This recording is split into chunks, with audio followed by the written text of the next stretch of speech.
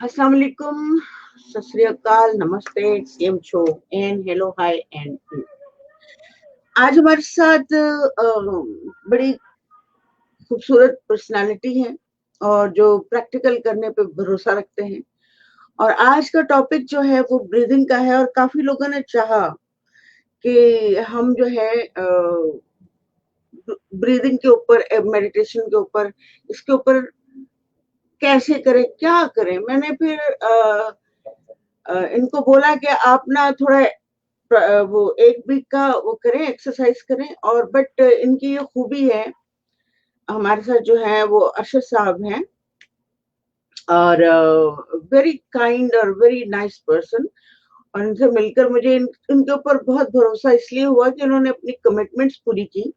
और मैंने इनसे कहा था कि एवरीडे आप सांस लेंगे और सांस लेने के बाद, एक्सरसाइज खत्म करने के बाद जो भी आपको एक्सपीरियंस हो तो मुझे आप कनेक्ट करके डेली बेसिस पे इन्फॉर्म करेंगे, तो मैं भी आपका उसी तरह से ख्याल रखूंगी कि और साथ साथ गाइड करती चली जाऊंगी। तो चले आइए मिलते हैं मोहम्मद अरशद जी। थोड़ा तारुफ करा लीजिए अपना। जी, मेरा नाम मोहम्मद अरशद है। बेसिकली मेरा ताल्लुक पेशावर पाकिस्तान से है अच्छा, और इस वक्त मैं स्वीडन में हूँ और अपनी कंपनी रन कर रहा हूँ। गुड। तो किस चीज की कंपनी आप रन कर रहे हैं? मेरी हम लेदर प्रोडक्ट सेल करते हैं, प्लस मेरी आईटी की कंपनी है जिसमें मैं कुछ कंसल्टेंसी सर्विसेज प्रोवाइड करता हूँ। हम्म। एडवर्टाइजमेंट के हवाले से online Facebook ads, Google ads और साथ में वेबसाइट, वेब एप्लीकेशन वगैरह हम बनाते हैं। अच्छा, तो खासे बिजी है आजकल, काफी काम चल रहा है आपका। जी जी, काफी बिजी होता हूँ। तो इस बिज़नेस में आपने ये सारा कुछ बताएँगे कि कैसे किया है? क्योंकि मैंने जो आपसे बोला था कि आप 1 हफ्ते का जो है 1 से डेढ़ हफ्ता मैंने बोला था। तो लेकिन बीच में लोगों की बड़ी बहुत सारी रिक्वेस्ट आ रही थी कि कैसे करते, कैसे करते? तो बस मुझे ये था कि किसी तरह से ये टाइम निकले। और आप चूँकि बहुत कमिटमेंट के पूरे पक्के इंसान हैं और दैट इज़ वेरी ग्रेट। जब इंसान कमिटमेंट करे और पूरा करे, दैट मीन उस पर्सन को आप ट्रस्ट कर सकते हैं। तो मुझे मुझे बस इसी चीज़ का इंतज़ार था कि मैं आपको बुलाऊँ और आप डेली का आपका जो प्रोसेस गुज़रा है मेडिटेशन का, वो आप सुनाएँ कि कैसे क्या हुआ था और कैसा फ़ील किया आपने? क्या बॉडी की जो वाइब्रेशंस हैं, दिल का हाल, दिमाग का हाल, बॉडी का, सब बताइए। पहले दिन से शुरू करें पहले। जी, जिस तरह आपने बताया था कि आप 150 से शुरू करें, 150 ब्रीदिंग डेली। हुँ, और अगर आप इसको पहुंचा सकें 500 तक तो ये बड़ी बात हो जाएगी। तो मैंने बेसिकली पहले दिन का आगाज किया। मैंने पहले दिन तकरीबन 170 तक मैं इसको लेके गया। आगाज मैंने इस तरह किया था। और उस दौरान चूंकि पहला दिन था मेरा, तो उस दौरान यानी आपने कहा था कि अपनी जो कमर है इसको सीधी रखना है और आपने यानी आपको भूख लगी हो तो फिर आपने करना है। तो मैंने बेसिकली सुबह की नमाज के बाद, चूंकि मैं स्वीडन में रह रहा हूँ और यहाँ पे जिस नॉर्थ में मैं हूँ, तो आजकल यहाँ पे सूरज गुरूब नहीं होता। तो हमारी आजकल की जो टाइमिंग है वो बड़ी डिफरेंट है। तो मैं रात को तकरीबन 2:30-3 बजे यहाँ के नमाज पढ़ के तो फिर मैंने इसको शुरू किया। तो पहले दिन ये था कि थोड़ा सा मैं स्ट्रगल कर रहा था, क्योंकि ब्रीदिंग को आपने कहा था कि आपने काउंट करते रहना है या रिलैक्स रहना है। तो बेसिकली मैं रिलैक्स होके बैठ गया और अपनी कमर को सीधी करके हुँ। और ब्रीदिंग स्टार्ट की। तो तकरीबन 20-22 तक ले जाके तो फिर ये है कि मुझे महसूस हुआ कि मेरी कमर टेढ़ी हो गई। तो फिर मैंने इसको सीधा किया और फिर यानी आगे जाके 50 के बाद जब 1 मिनट रुकिए। आपकी कमर आगे को झुक रही थी, पीछे को झुक रही थी या थक रहे थे आप? क्या किस तरह से हो रहा था? यानी मेरी तो कमर जो थी वो आगे की तरफ थोड़ी सी इस तरह की हुआ था। तो फिर मैंने इसको इस तरह दोबारा किया, और बाकी फिर मैंने थोड़ा सा कंसंट्रेट किया, क्योंकि शुरू में जब मैं कर रहा था तो मैं ये महसूस कर रहा था कि जहन में तो काफी ज्यादा ख्यालात होते हैं, तो वो ख्याल आके आपको कहीं और लेके चला जाता है ना। तो वो थोड़ा सा वो काउंटिंग में भी कभी नंबर में मैं अब 16 पे जा रहा हूँ, तो मुझे वो भूल गया कि मैं अब 17 पे हूँ कि 16 पे हूँ। तो ये शुरू में बड़ा वो था। तो आगे जाके 50 के बाद थोड़ा सा अच्छा होना शुरू हुआ। और ये है कि यानी जब 100 से मैं अबव हुआ, तो ये जो पेशानी का एरिया है, मुझे यहाँ पे थोड़ा सा यानी जो दिमाग का वो जो यानी वो होता है, वो थोड़ा आगे की तरफ आया यानी यहाँ पे। और थोड़ा सा मैंने यहाँ पे एक ही दफा एक मामूली सी फीलिंग महसूस की। तो ये पहले दिन हार्ट चक्र के ऊपर इस पूरे एरिया में। हाँ जी जी जी, अभी भी यहाँ पे मुझे जब से मैंने ये शुरू किया है, तो मुझे यहाँ पे हल्का सा पेन सा महसूस हो रहा है। ये मीठा सा पेन है, बड़ा अजीब किस्म का ना। तो यहाँ पे है अब मुझे कुछ। और ये तो पहले दिन का हाल था। दूसरे दिन फिर मैंने इसको मजीद 200 तक पहुंचाया, क्योंकि उसी उसी टाइम पे मैं इसको कंटिन्यू करता था। और काफी दफा मेरा रथ बीच में टूट जाता था, तो फिर मैं दोबारा कंसंट्रेट करके उसको कैरी ऑन करता था और वहां से लेके जाता था। लेकिन ये प्रोसेस दूसरे दिन करते हुए मुझे ये महसूस हुआ कि इसको अगर मैं कंटिन्यू रखता हूँ, तो ये है कि मेरा जो फोकस है वो थोड़ा इम्प्रूव हो रहा था। और मैंने ये महसूस किया अपने काम में, मैं जब अपना काम करता हूँ, तो कंसंट्रेशन मेरी थोड़ी बढ़ गई। फॉर एग्जांपल, मैं अब काम कर रहा हूँ कोई, तो उसमें मेरा फोकस थोड़ा इसने इम्प्रूव किया ना। तो फिर तीसरे दिन में 225 और 250, चौथे दिन, पांचवें दिन 275 और 300। और चूंकि हम एक चैलेंज लॉन्च करने वाले हैं कल, तो उस वजह से बड़ी मसरूफियत थी। आज मैंने अभी आज नहीं किया, क्योंकि मैं एक तो थोड़ा देर से उठता हूँ आज, और जैसे ही उठता हूँ नींद से, तो बस काम ही काम और फोन पे फोन। तो ये है कि आज अभी यानी सोने से पहले, रात के खाने से पहले मेरे करने का इसको प्लान है। लेकिन ओवरऑल जो मैंने इसमें जो चीज महसूस की, वो ये कि कभी कभार अब मुझे ऐसी फीलिंग आती है। मैंने कल इनको एक्सप्लेन किया कि कल तो मुझे ऐसा महसूस हो रहा था कि जिस तरह एक बहुत गहरी खाई हो और मैं उसमें गिर रहा हूँ। यानी वो यानी एक फीलिंग जिस तरह वो ये धुंध आती है, धुंध। और धुंध कभी ज्यादा हो जाती है। और हम मैं जहाँ पे रह रहा हूँ, तो कल यहाँ पे बड़ी जबरदस्त धुंध भी थी। यानी जिस तरह मरी और स्वाद वगैरह में होता है, तो इस तरह का मौसम है यहाँ पे। तो उस तरह आपको कभी कभार एकदम से आपको आपको एक तरह से एक फीलिंग आप पे आती है, और आप फिर उसके उसमें वो चले जाते हैं। यानी एक तो जो ब्रीदिंग में कर रहा हूँ नॉर्मली उस टाइम पे, वो तो उस रूटीन में चल रही है। लेकिन साथ में दिन में 2-3 दफा भी वो एक तरह से आप में वो फीलिंग आ जाती है। और वो अब मैं उसमें वो थोड़ा अपने आप में रिलैक्स महसूस कर रहा हूँ। ये जो हिस्सा है ये थोड़ा सा सॉलिड हो गया है। यहाँ पे हल्का सा पेन मुझे महसूस हो रहा है। और ये है कि ओवरऑल यदि कंसंट्रेशन या फोकस मेरा इम्प्रूव हो गया है। देखो कितनी ग्रेट बात है। जो चीज आप कर रहे होते हैं और उसमें अगर ध्यान ना लगे तो कितनी खोट होती है। और ध्यान लग जाए ना, तो इसका मतलब है कि आपका आप और आपकी फैमिली सिक्योर्ड है। जी इट्स वेरी वेरी इंपॉर्टेंट कि इसका आपकी जिंदगी से, इन इन इन चीजों का आपकी जिंदगी से बहुत ज्यादा ताल्लुक है। जब जी आप स्टेबल होते हैं, जब आप कर सकते हैं, और जब उसको, अच्छा ये बताएं, जब आगे ये जाएगा, अभी आपने थोड़ा सा यहाँ पे पेन फील किया है, ये तो थोड़ा और बढ़ेगा, ठीक है आपको। ये तो बस ऐसे चुनना सा, मैंने कहा कि चलो एक वीक का जितना भी एक्सपीरियंस है वो हम शेयर करें, ताकि लोगों को ये पता चले कि एक वीक में लाइक आपके जितनी लगन होनी चाहिए उस बंदे को या बंदी को, इतनी कंसंट्रेशन, मतलब दिल चाहता हो कि ये करना है, तो फिर बढ़ाते चले। जैसे मैंने आपको बताया 150, आपने 170 कर लिया, विच इज वेरी ग्रेट।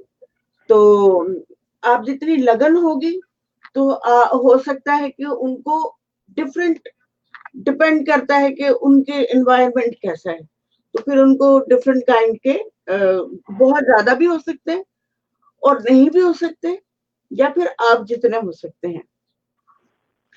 तो आप मैरिड भी हैं, बच्चे भी हैं, बिजनेस भी है, उसके बावजूद आप इस चीज के लिए टाइम निकाल रहे हैं, which is very very very very nice. और बाहर रहने से, बाहर कंट्रियों में रहने से इंसान का मिजाज जो है वो चेंज हो जाता है, डिफरेंट लोगों से मिलते हैं ना, एक किस्म की जी सोच नहीं होती आपके पास, एक किस्म की गुफ्तगू नहीं होती, किसी को बुरा भला कहने का टाइम नहीं होता, जी बिल्कुल। ठीक है ना। तो इसलिए जो जो फॉरेनर्स होते हैं, पाकिस्तानी या इंडियन या बांग्लादेशी जो भी आते हैं, वो बिल्कुल लिबरल से हो जाते हैं, वो सबके लिए इवन हो जाते हैं कि नहीं ये भी ठीक है, वो भी सही है, सही है, सही है। तो आपकी ऊर्जा तो माशाल्लाह बहुत जबरदस्त है। और हम्म। आइंदा जो है आपका, तो ये बताएं कि कहाँ तक जाने का इरादा आपका। यानी मैं जिस तरह लेके चल रहा हूँ 25 इसमें इंक्रीज कर रहा हूँ, तो 500 इंशाल्लाह मैं इस अगले हफ्ते में अचीव कर लूंगा, 500 इंशाल्लाह। फिर तो तो आपका 500 जैसे अचीव करेंगे ना आप, उसके जी बाद पूरा वीक आप 500 करिए या बढ़ा लें, इट्स अप टू यू। हम्म। पूरा वीक, फिर मैं फिर वेट करूंगी। इस ये जो तजर्बे हुए हैं आपको, इससे डिफरेंट होंगे आपको तजर्बे नेक्स्ट वीक, ठीक है। ठीक शायद ठीक। आपको ऐसा यहाँ पे ना कुछ काला सा, वो जो भी मैं कुछ बताऊं उसे अपने दिमाग में फिक्स ना कीजिएगा, ठीक। उसके डिफरेंट भी आपको एक्सपीरियंस हो सकते हैं, लेकिन मोस्टली जो क्या कह रहे हैं, तो मोस्टली जो है मेरे जहन से निकल जाता है। जब मैं कोई देखती हूँ ना कोई चीज, तो मेरा मतलब मेरी कंसंट्रेशन ब्रेकअप हो जाती है, तो मुझे लगता है कि मैं आपके सामने कर दूंगी, जो भी आप पढ़ लीजिएगा। मुझे नहीं पता, हम्म। तो मैं जब बात कर रही होती हूँ तो मैं बहुत ज्यादा डिस्टर्ब हो जाती हूँ। और बहरहाल नेक्स्ट वीक हमारा अब यही प्लान है कि लोगों को अगले जो है आपके एक्सपीरियंसेस शेयर किए जाएं।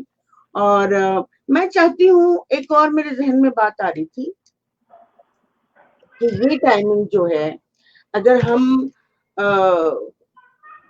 मेडिटेशन करें उसी ब्रीदिंग के साथ, लोगों को बुला के, ये टाइम आप लोगों के लिए भी सही है, मेरे लिए थोड़ा सा दुखी टाइम है, बट इट्स ओके। और जो इंडिया पाकिस्तान, ये दुबई, इधर उधर का सारा जो टाइमिंग मिल सकती है, लोग जाग रहे होते हैं, तो काफी लोग देख सकते हैं और ज्वाइन कर सकते हैं।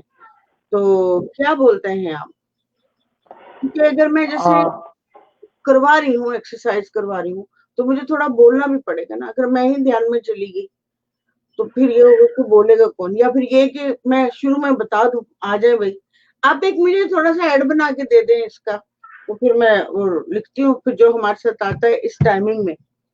आपके पास भी टाइम होता है ना इस टाइम में? ये तो आज संडे का दिन है तो थोड़ा सा अच्छा है, यानी टाइम है। तो अच्छा। बेसिकली मैं मेरे एक क्लाइंट है यूके से है ना, तो चूंकि हमारी टाइमिंग डिफरेंट है, तो यहाँ के टाइम के मुताबिक 1 बजे के बाद मेरा उनसे शुरू हो जाता है काम ना।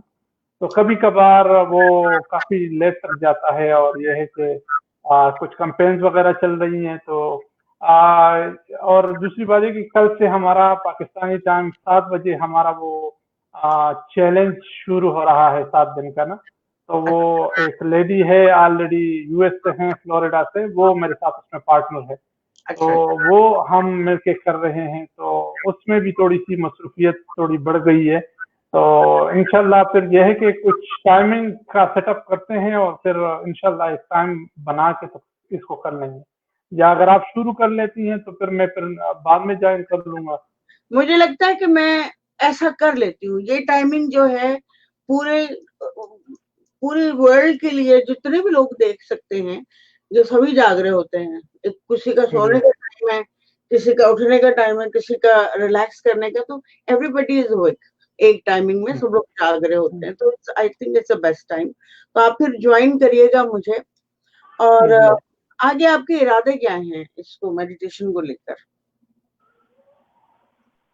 बस ये है कि अपने आप को बंदा जान सके। अल्लाह ने जो इंसान को जो सलाहियतें दी हैं, जो जो यानी हम कहते हैं कि सक्सेस इस चीज में है, इसमें है, लेकिन जो दुनिया इंसान के अंदर है, अगर वो उससे उससे इंसान की आगाही हो जाए, तो मेरे ख्याल से जिंदगी में काफी बड़ी तब्दीलियां आ सकती हैं। और रब्त यानी यहाँ से अपनी बॉडी से, अपने स्पिरिट से वो अल्लाह की तरफ आप उसको जोड़ दें, तो बड़ी मेरे ख्याल से ये इससे बड़ी खुशी होगी इंसान। अच्छा, आपके जहन में कई लोग, जैसे मैं इंटरव्यू में बोल रही होती हूँ, कभी इंटरव्यू हो रहा होता है, कभी बातचीत हो रही होती मेडिटेशन के हवाले से, लोगों को यही नहीं पता कि मुराकबा क्या है या मेडिटेशन क्या है। तो उनको क्यों समझ नहीं आता? आपको क्यों समझ आया? आप भी तो पाकिस्तान से हैं, आप भी नमाजी परहेजी हैं, आपको सब मतलब वैसे ही है जैसे वो, फिर आपको क्यों समझ आ रहा है? ये मुझे समझ नहीं आया। ये बेसिकली चूंकि मैं फॉलोअर रहा हूँ इशफाक अहमद साहब का, और वो अक्सर अपने टॉक्स में इसके मुतालिक बात करते थे।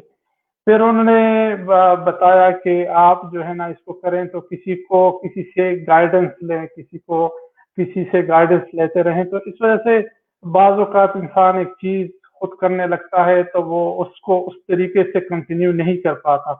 तो मैंने, चूंकि आपकी वो टॉक्स रेहान अल्लाह वाला साहब के साथ वो चल रही थी, तो मुझे इंटरेस्ट हुआ, तो फिर मैंने आपसे रब्ता किया, और ये है कि उससे थोड़ा सा मैंने इसको टाइम देना शुरू किया, और ये है कि अब इसमें बेहतरी आ रही है। तो ये अशफाक साहब से मैं इंस्पायर हूँ, उनकी किताबों से, तो मैंने इस वजह से इसको कंटिन्यू किया है। तो सिर्फ आपने ही क्यों पढ़ी है इशफाक अहमद, और पाकिस्तानी नहीं पढ़ते इशफाक साहब को? बस ये तो हर किसी का अपना ज़ौक़ होता है। मैं तो काफ़ी ज़्यादा इन चीज़ों में मैं हमेशा सीखता रहता हूँ। जहाँ से भी मुझे नॉलेज मिले, जिससे भी नॉलेज मिले, मैं सीखने की कोशिश करता हूँ। और हाल ही में मैंने काफ़ी यानी टोनी रॉबिन्स और काफ़ी बड़े-बड़े नाम, उनसे भी काफ़ी कुछ सीखने को मिला, और उनके मास्टरमाइंड और उनका मैं हिस्सा रहा हूँ। तो ये है कि मैं सीखने को बड़ा मैं तरजीह देता हूँ। जहाँ से भी मुझे कुछ मिले तो मैं उसको हासिल करने की कोशिश करता हूँ, अपने आप को इम्प्रूव करने की कोशिश करता हूँ। ये चीज हर इंसान के, जो देख रहा है और जो करता नहीं और जो करना चाहता है, ये चीज कैसे उसके दिल में डाली जाए कि आप ये करो। बताए मुझे, आपके पास कौन सा ऐसा फॉर्मूला है जिसपे वो तैयार हो जाए कि मुझे ये इतनी मुश्किल, मतलब मुश्किल इसमें कुछ भी नहीं है, सिर्फ हम्म बैठना है, बैठकर कायम हो जाना है। और वो हम्म बैठना नहीं होता, और कायम सांस के ऊपर पे अटेंशन करना एक अजीब प्रॉब्लम हो जाता है। तो ये बताएं, क्योंकि आप वहां से बिलोंग करते हैं, नेचर समझते हैं, तो कोई ऐसा कोई फॉर्मूला बताएं कि उनको समझ में आए। मैं तो बहुत दफा बहुत कुछ बता रही हूँ उन लोगों को, लेकिन being a practical person like you did, बिल्कुल नए हैं, और आपने मतलब कुछ तो पढ़ा हुआ था और एहसास था कि हाँ है, कुछ तो है, ठीक है। तो आपको विश थी, तो परवरदिगार ने आपकी विश पूरी की, किसी न किसी थ्रू कोई ना कोई मिल गया आपको, ठीक है। जी कायनात का सिस्टम ये है कि जब आप सच्चे दिल से दुआ करते हैं, या खाली वो सोचते कि काश ऐसा होता, तो फिर काश ऐसा हो जाता है, क्योंकि प्योरिटी है ना आपके हार्ट में, तो वो हो जी जाता है। जी तो क्या चक्कर है कि काफी लोगों को समझ नहीं आता, और पूछते हैं कि मेडिटेशन क्या होता है। हम्म तो आपको क्यों समझ आता है, ये मुझे समझ नहीं आ रहा, ये मैं जानना चाहती हूँ। बताएं मुझे, जी बताएंगे तो फिर जी लड़ाई होगी। जी, इस हवाले से मेरी अपनी एक थिंकिंग है। बेसिकली चूंकि मैं मीनिंगफुल लाइफ के कंसेप्ट पे अमल करता हूँ, जिस तरह हकीम सईद साहब ने अपनी एक लाइफ गुजारी, और वो सुबह उठते थे तहज्जुद के लिए, और फिर तहज्जुद के बाद अपना क्लिनिक शुरू करते थे। तो लेट से 6 बजे वो अपना स्टार्ट ले लेते थे दिन का, और 12 बजे दिन तक वो अपने 8 घंटे वो पूरे कर लेते थे। फिर वो जो है कैलुला करते थे, और फिर उसके बाद वो सेब वगैरह लेके, थोड़ा सा फ्रूट लेके, दोबारा 2 बजे दूसरे दिन का आगाज करके रात 10 बजे तक वो काम करते थे। तो वो एक दिन में 2 दिन का काम करते थे। उन्होंने 75 साल की उम्र गुजारी, मेरे ख्याल से 1000 से ज्यादा किताबें लिखी, एक भरपूर जिंदगी गुजारी। इकॉनमी क्लास में वो सफर करते थे। एक इदारे को उन्होंने शुरू किया और काफी आगे तक उसको पहुंचाया, फिर पाकिस्तान में उसको वक्फ कर दिया। यानी एक मीनिंगफुल लाइफ गुजारी के अपनी जात से उन्होंने बहुत से लोगों को फायदा पहुंचाया। और रिसेंटली मैंने एक बुक पढ़ी है, हार्वर्ड के प्रोफेसर हैं डॉक्टर क्लेटन क्रिस्टनसन, उनकी बुक है how will you measure your life. आप तो उसमें वो लिखते हैं, उनको 60 साल की उम्र में ब्रेन ट्यूमर हुआ, और डॉक्टरों ने उनको बताया कि आपकी जिंदगी खत्म होने वाली है। फिर उन्होंने यानी उनकी जो क्रिश्चियन है, लेकिन उन्होंने वो इबादत अपने शुरू की, और यानी अपने गॉड से कहा कि what is the purpose of my life. तो वो उसमें उन्होंने काफी चीजें लिखी है, लेकिन एंड ऑफ द बुक वो लिखते हैं कि the yardstick of the life with which the God will measure your life is not in the money, but is to help the community। यानी यहाँ पे आपके रहने का, और या अगर एक इंसान अपने लिए जीता है तो ये तो अपनी उसकी एक सेल्फिश लाइफ हो जाएगी अपनी फैमिली के लिए। लेकिन अगर वो किसी और के लिए यहाँ कुछ छोड़ के जाता है तो यहाँ पे एक तरह से, और यही इशफाक साहब भी टीच करते थे कि आपने एक सेलिब्रेशन करनी है कि आप लोगों तक जितना फायदा दे सकें अपनी जात से, अपने काम से, तो करते जाएं। तो इस वजह से ये सीखने का अमल भी इस वजह से है कि मैं सीखूं और जितना मुझसे हो सके कंट्रीब्यूट करूं। और इसी वजह से मैं चाह रहा हूं कि मैं पहले यानी वो ट्रांसफॉर्मेशन का जो इसमें मैंने थीसिस भी लिखा था, तो उसका जो ट्रांसफॉर्मेशनल लीडरशिप, इस पे मैंने थीसिस लिखा था तो अपने मास्टर्स में। तो उसमें वो था कि पहले अपने आप को तब्दील करे, फिर और लोगों को तब्दील करे। तो पहले तब्दील करने का जो वो है, तो वो मैंने अपने आप से शुरू किया है। जब मुझे खुद आगाही होगी तो फिर मैं और लोगों को सिखाऊंगा। Very simple formula. मैं जो कुछ भी किसी से कुछ कहना चाहती हूँ या बोलती हूँ, पहले खुद करती हूँ। पहले मैं अपनी कैपेसिटी देखती हूँ कि मेरी ये औकात है कि मैं दूसरे को बोल सकूं, क्या मैं ऐसा चलती हूँ कि दूसरे को गाइड कर सकूं। तभी मैं उस चीज के लिए, क्योंकि मैंने प्रैक्टिकल देख लिया ना कि इतना करने से ये होता है, तो हाँ ठीक है, अब मैं बता सकती हूँ दूसरे को कि ये एक्सपीरियंस शेयर कर रही हूँ ना मैं अपना। जी जी जी। जब तक आप प्रैक्टिकल ना कर लें और किताब से किताब तक पहुंचा दें, तो सब ये वाला जिसने पढ़ा और बताया और वो वाला जिसने सुना और आगे जाके बोल दे, किसी को कुछ समझ नहीं आएगा। और नॉलेज जो है कभी जबानी नहीं बनता। नॉलेज का जब आपके ऊपर अवतरित होते हैं नॉलेज, तो उसको प्रैक्टिकल में जब तक आप नहीं डालेंगे नॉलेज को, तो आप इंसान कहलाने के काबिल नहीं। सही। अच्छा, मैंने आपसे ये भी पूछना था कि हमारे यहाँ सोसाइटी में बड़ा 80% के करीब, मैं हर गेस्ट से पूछती हूँ। अच्छा, मैं इससे पहले कि मैं भूल जाऊं, मैं अक्सर भूल जाती हूँ कि मेरा स्पिरिट गुरु 786 के नाम से यूट्यूब चैनल है। वहां पे बहुत ज्यादा इंफॉर्मेशन है मेरी एक्सरसाइजेस की, और मेरे लेक्चर्स हैं, एक एक चीज मैंने बताई भी है।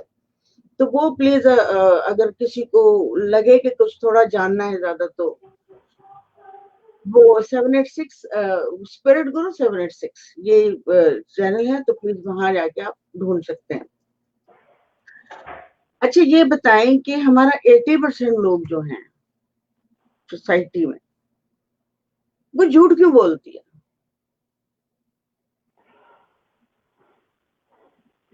मेरे ख्याल से वो उनकी जो थिंकिंग होती है वो शॉर्ट टर्म गेन के लिए वो इस तरह करते हैं। और जब वो इस तरह शॉर्ट टर्म गेन के लिए आप कोई काम करते हैं तो वो रिजल्ट भी आपका शॉर्ट टर्म ही चलता है। और आप अपनी लाइफ में कोई लॉन्ग टर्म कोई बड़ा काम कोई आप ग्रो नहीं कर पाते, क्योंकि वो अशफाक साहब भी कहते हैं कि आपने छोटे छोटा जो काम है ना उसको कभी आपने छोटा नहीं समझना। छोटा काम यानी जिस तरह आप एक छोटा काम करते हैं उस तरह आप हर एक काम करते हैं। यानी how you you do one thing is you do everything. यानी यानी छोटे काम की बड़ी अहमियत है। यानी वो उसके हवाले से काफी वो उनकी बातें मेरे जहन में आ रही है। वो बताते होते थे कि वो प्याज ये लहसुन ये छीलना उस पे वो लोगों को लगा लेते थे, वो हाथों से बदबू आने लग जाती थी। तो वो एक छोटा काम था लेकिन वो उससे समझाने की वो कोशिश करते थे कि ये छोटा काम ये औरतें जिस तरह करती हैं। और यानी आप छोटी छोटी चीजों को यकजा करके ही बड़ा काम आप कर सकते हैं। तो इसी तरह अगर आप झूठ एक जगह पे कहें कि ये तो चलो झूठ है बोल दिया तो कोई मसला नहीं, लेकिन आगे जाके वो जमा होता रहता है आपके माइंड में भी आपकी बॉडी में भी।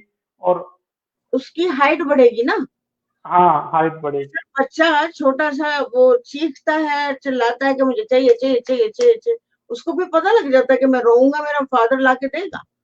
तो वो भी हाँ बिल्कुल। बड़ा होते होते तक उसको पता होता है कि मैंने अपने पेरेंट्स के साथ क्या बदसलूकी करनी, कैसे उनको हैंडल करना है, और फिर वो करता है। तो उसी तरह चोरी झूठ वो छोटा सा होते होते, और किसी झूठ किसी चीज से क्या, बचपन में एक छोटा सा किस्सा है। वो मेरे कजन ब्रदर और कजन सिस्टर अलग अलग, तो उस लड़की का दूध रखा हुआ था पीने वाला ना, तो वो हम्म। आके उसको उसका दूध उसमें पड़ा हुआ था गिलास में, वो आया, आके उसने गट गट गट गट उसको गिलास में से दूध पी लिया। अब वो आई तो आके कहने लगी मेरा गिलास में दूध पड़ा हुआ था कहाँ गया, और रोने शुरू हो गई, पूरा घर इकट्ठा हो गया, भाई क्या किया क्या किया। कहते इसने दूध पी लिया। कहते नहीं नहीं नहीं नहीं मैंने नहीं पिया, इसने पिया इसने पिया, मैंने नहीं हम्म। पिया। हम्म। हम्म।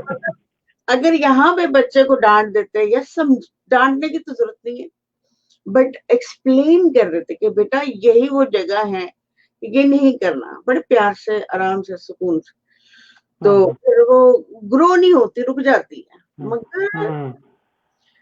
आप कैसे समझाएंगे मुझे, कोई फॉर्मूला ऐसा बता दें कि कैसे समझाएंगे। सब तक बात जो है, आप एक सच्चे और पक्के वाले मुसलमान हैं, आपके हुलिये से आपके चेहरे पे नूरानियत है, और आपका दिल जो है वो खासा खुशगवार महसूस हो रहा है इस वक्त मुझे, क्योंकि मैं आपका ऑरा, आप कितनी भी दूर हो मैं आपका ऑरा फील कर सकती हूँ ना। तो हम्म। आपकी समझ में आ रहा है, आप जानना चाहते हैं, आप करना चाहते हैं, फिर आप कुछ तो बोलें कि आपके जो भाई बंधु हैं वो इसको करें और इसका बेनिफिट लें। मेरा मेन पर्पस ही यही है कि मेरे जो नॉलेज मेरे पास है उसको प्रैक्टिकली करें, और उनको फायदा हो। और अब आपको क्या फायदा हो रहा है आप इनको जरा थोड़ा सा बता दें, और आगे क्या फायदा होगा वो मैं बता दूंगी। जी। मैंने एक चीज ये सीखी थी कि टाइम के साथ आपके ये आदत जो होती हैं जहाँ पे आपने टाइम गुजारा होता है या जिस तरह झूठ बोलना मामूली सा जो आपके हमारे बिलीव हमारा हमारे घर में जो बनते हैं हमारे माशरे में जो बनते हैं वो बिलीव और ये चीजें मिल के आपका एक पैराडाइम जहन में बनाते हैं। यानी हमारे जहन का एक लेवल पर बन जाता है, हम उससे आगे फिर सोचते नहीं, हमारा फिक्स माइंड सेट होता है। तो बेसिकली ये जो मेडिटेशन का जो तरीका है बेसिकली हमारा जो पैराडाइम है हमारी जो बाज गलत आदत है इसको हमने चेंज करना है, इसको डिस्ट्रॉय करना है। तो इससे मैं समझता हूँ कि मेडिटेशन से ये होता है कि बंदा जब कंसंट्रेट करता है और उसका दिल और दिमाग खाली हो जाता है और उसके जो बॉडी में जो ब्लॉक्स और जो चीजें होती हैं वो यानी वो डिस्ट्रॉय होना शुरू हो जाए और वो आपकी बॉडी और आपका दिल आपका जहन ये प्योर होना शुरू हो जाए ताकि वो जो गंद आपने वो इसमें फीड वो निकल जाए। तो फिर ये है कि जिंदगी में मैं समझता हूँ कि काफी ज्यादा आसानियां मिल सकती है। अगर आपका दिल मुतमईन है तो ये सबसे बड़ी खुशी की बात होती है। यानी ना पैसे में खुशी है, ना गाड़ी में, ना बंगले में, ना कुछ ये सारी मटीरियल चीजें हैं। लेकिन अगर आप इंटरनली खुश हो जाएं तो मेरे ख्याल से ये लाइफ की सबसे बड़ी अचीवमेंट है। सही है कि ये बात बिल्कुल ठीक है कि इस मेडिटेशन को सांसों के ऊपर कंसंट्रेट करने से आपकी कॉन्शियसनेस ऐसे खुलने शुरू हो जाती है और आपकी बॉडी जो है रिंग्स होनी शुरू हो जाती है और आप कायनात से जुड़ने शुरू हो जाते हैं। और इसीलिए बुजुर्गों ने आज से हजारों साल पहले ये चीज, जब इंसान डेवलप हुआ तो ये चीज उसके साथ आई, क्योंकि हमारी 3 आंखें होती हैं, 2 आंखें तो ये है और तीसरी जो है आप प्रैक्टिस से करते हैं वो वैसे नहीं होती। बचपन में थोड़ी अवेयर होती है लेकिन होश नहीं होता दिमाग, बॉडी आपको अलाउ ही नहीं करती कि इसका यूटिलाइज करे, क्योंकि उसका सिस्टम ही ऐसा है कि उसको मेडिटेट करके ही आपको पूरा अवेयर होना है। और इसके अलावा आपका थर्ड आई नहीं खुलता, आपको सेंसेस नहीं आते, गहरी सोचें नहीं आती। इसके लिए बॉडी का, आपकी स्पिरिट, मैं इसको बहुत अच्छे से समझा सकती हूँ लेकिन थोड़ी सी प्रॉब्लम हो जाएगी कि लोग किसी दूसरी तरफ ले जाएंगे, तो मुझे बड़े तिगड़म से समझाना पड़ता है कि जब आप ये सांसें ले रहे होते हैं तो आपकी बॉडी का जगह जगह बीमारियां देने वाला शैतान भागता है, जो कि आप विद इन वीक फील कर रहे होंगे। जी राइट? जी इत्मीनान होने शुरू हो जाता है, सुकून होने शुरू हो जाता है, ठहराव आना शुरू हो जाता है। और इससे ज्यादा हमें चाहिए क्या कि हम खुद को सुकून में ले आए। आपको दुनिया की कोई दौलत ना सेहत दे सकती है, ना मोहब्बत दे सकती है, कुछ भी नहीं मिलेगा आपको। आपने अंदर से जागना है। जब आप दुनिया से प्यार करने शुरू करोगे तो आप बहुत मुतमईन हो जाओगे, फिर आपको लेने की मोहब्बत जरूरत नहीं पड़ेगी कि मुझे मोहब्बत भीख में दो, ऐसा नहीं होगा। जैसे हमारे साईं बाबा हैं, उनका काम ही यही था, देना देना देना।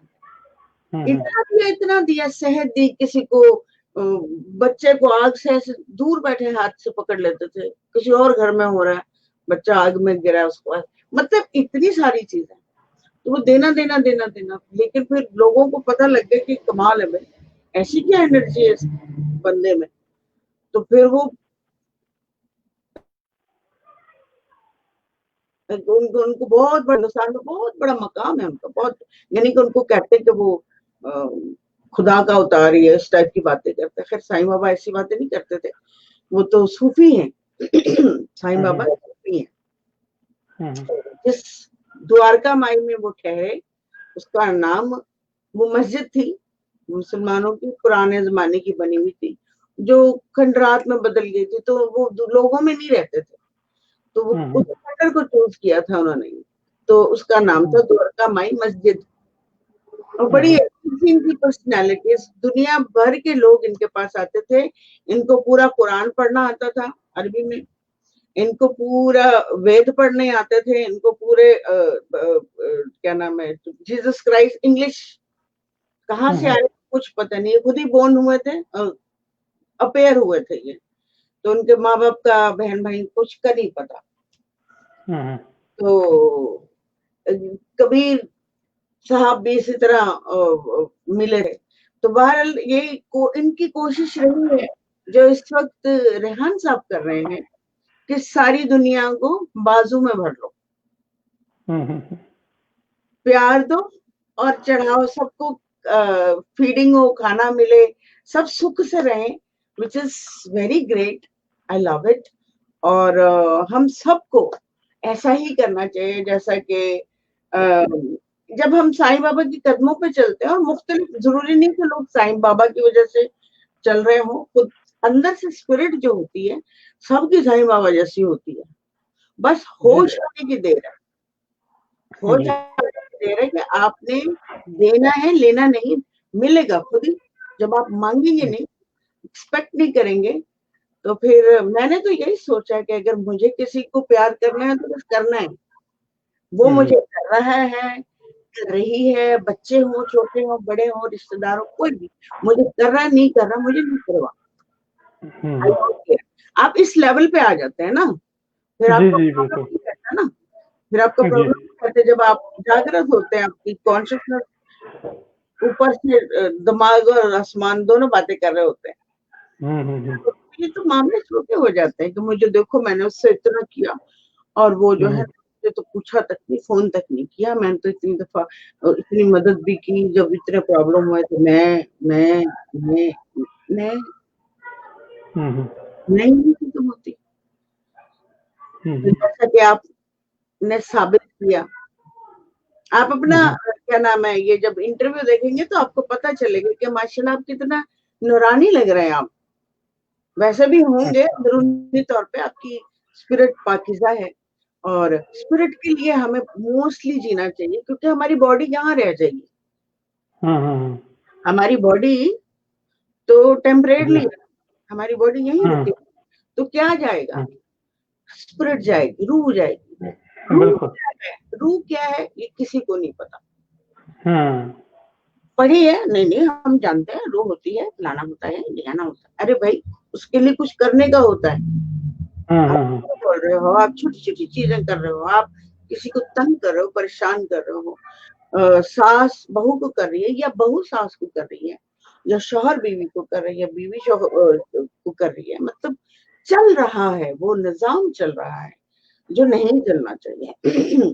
तो ये अवेयरनेस बहुत इम्पोर्टेंट है कि जब ये आप ब्रीदिंग करते हैं तो आप दुनिया से बेलॉस, बेवजह असली वाली मोहब्बत करने लग जाते हैं। आपको ना गुस्सा आता है, ना नफरत आती है।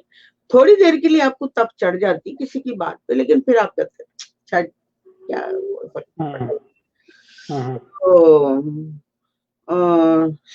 तो नाम क्या है कुछ तो बोलने की कुछ सनम दे ज़मानुम अरशद, मोहम्मद अरशद। मैं आपको वो सुनाती हूँ, मुझे आता है। अब पता नहीं है आपके उसमें सही है गलत है। पोएम है, यो वन नवा आगे लांदे मार पर खुलू पिकार ताजमा पकार नस्कमा जबीने खुलू में तड़ा के शिकाबल बरा न पाते शिकाबल जिने के शाड़ भी यो पके नादान कंदा के रवाना व चख चख तो पक्को मंगे डग दो लो पजोले के शिखर यारा ने ये वचल। मैंने कहा चले थोड़ी सी पश्तो शेयर कर दूं मैं। नहीं वो सही है, आपने अच्छी पुश्तो बोली। अच्छी बोली।